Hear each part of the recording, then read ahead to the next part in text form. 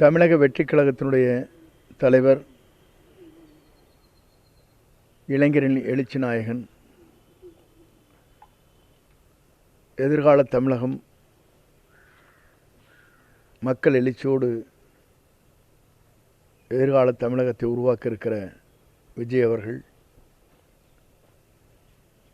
நம்முடைய ஈரோடு மாவட்டத்தில் வருகின்ற 16ஆம் தேதியன்று சுற்றுப்பயணத்தை மேற்கொள்ள இருக்கிறார்கள். வாரிமகாலுக்கு அருகாமையில் இருக்கிற தனியார் இடத்தில் இடம் தேர்வு செய்யப்பட்டிருக்கிறது. மாவட்ட ஆட்சித்தலைவரிடத்திலும் காவல்துறை கண்காணிப்பாளரிடத்திலும் கடிதங்கள் வழங்கப்பட்டிருக்கிறது. அதற்குரிய அனுமதியை பெற்றவுடன் பணிகள் விரைந்து அரசு என்ன நடவடிக்கை மேற்கொள்ள வேண்டும் என்கிறார்களோ அதை நிறைவு செய்து வெற்றிகரமாக இந்த நிகழ்ச்சியை நடத்துவதற்கு நாங்கள் அனைவரும் ஒருங்கிணைந்து அந்த பணிகளை மேற்கொள்ள இருக்கிறோம் என்பதை மகிழ்ச்சியோடு தெரிவித்துக் கொள்கிறேன். நன்றி, வணக்கம். நேரடியாகவே தனியார் இடத்தில் தான் அது தேர்வு செய்யப்பட்டிருக்கிறது. ரோட் ஷோ என்பது இப்போது தவிர்க்கப்பட்டிருக்கிறது. ஆகவே தனியார் இடத்தில் அது தேர்வு செய்து இந்த நிகழ்வு நடைபெற இருக்கிறது.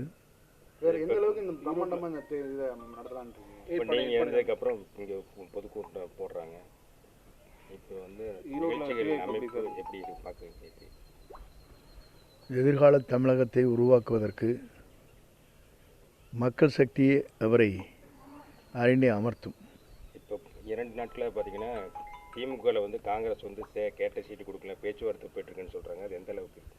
அதை பற்றி அவரிடத்தை தான் கேட்க வேண்டும்.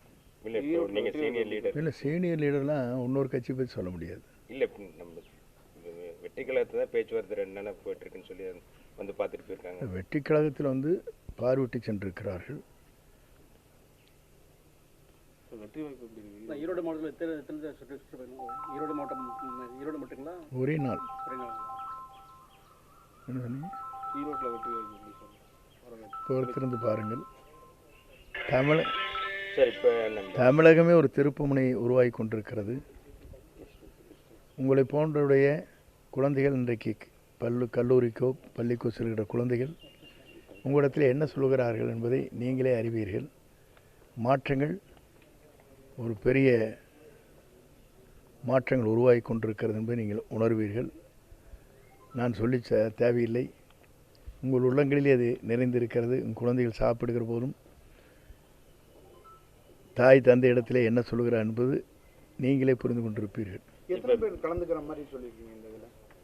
அது அரசு விதிமுறைக்கேற்ப கலந்து கொள்ளப்படும். சரி, இப்போ வந்து பார்த்தீங்கன்னா அதிமுகவில் இருந்த நாஞ்சில் சமத் கூட இருக்காரு. இப்போ முன்னாள் அமைச்சர்கள் முன்னாள் இருக்கவங்க ஏதாவது வர்றதுக்கு வாய்ப்பு இருக்கா? பொறுத்திருந்து பாருங்கள். என்ன நடக்கப் போகிறது என்பதை நீங்களும் காணப்போகிறீர்கள். அன்றைய தினம் ஏதாவது முன்னாள் அமைச்சர்கள் சேர வாய்ப்பு இருக்கா? ஏன்னா நீங்கள் கோவிட் திருமணப்போ வந்து சொன்னீங்க பல முன்னாள் அமைச்சர்கள் வந்து சேர வாய்ப்பு இருக்கு. 16ஆம் தேதி தான் சொல்லியிருக்கிறேன்.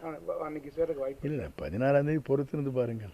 சரி, இப்போ நம்ம நான் உன்னை சொன்னேன், நீங்கள் சொல்லிடுவீங்க. நீங்கள் சொன்னீங்க அங்கே ஆளை போய் உட்காந்து வச்சுட்டு வெளியே போக கூட மாட்டாங்க. சரி, இப்போ வந்து இது கூட்டணியில் அம்மா மக்கள் முன்னேற்ற கழகம் வர வாய்ப்பு இருக்கா சார் பேச்சுவார்த்தை?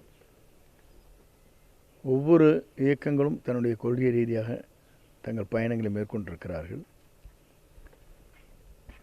அவரவர்களும் ஒரு நல்ல இயக்கத்தோடு, அதுவும் புதிதாக உருவாக்கப்பட்டிருக்கிற நல்ல மனதோடு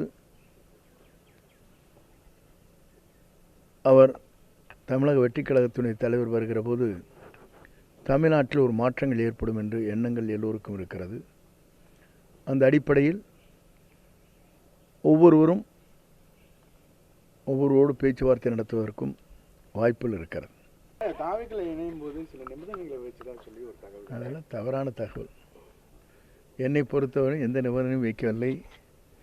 என்னை யாரும் இங்கே அன்றைக்கு நான் சொல்லிட்டேன்,